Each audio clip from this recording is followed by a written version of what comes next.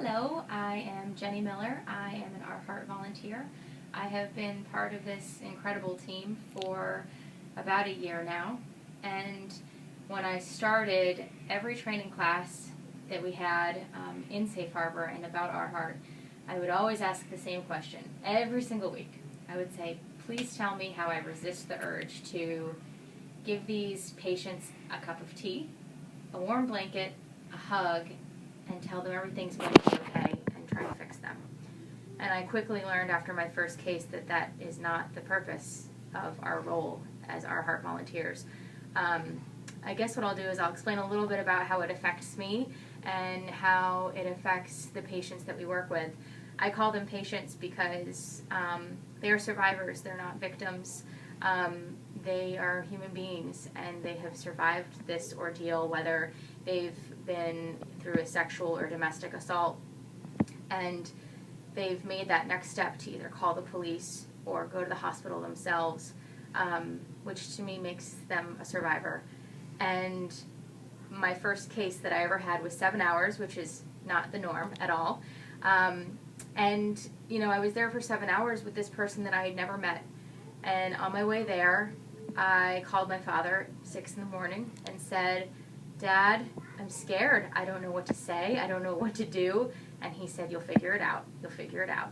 And I went, and I sat in this room, this teeny tiny little room with this patient for 7 hours. And she was incredible. And she had been sexually assaulted. And while I sat with her, I realized that there was some hope in her eyes. We laughed at TV commercials, we told stories, and it's not all horrible. While they've gone through something traumatic, this traumatic ordeal, there are still moments where you can see that humanity, you can see the glimmer of hope in that person's eyes. And then when we give them the resources, as RHART volunteers, we give them resources for counseling, for shelter, for anything that Safe Harbor provides or the community provides.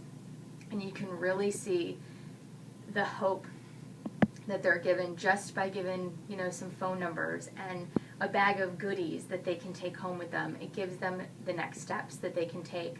And after that first call, I was truly hooked. I'm always like, can I do 4 calls a month?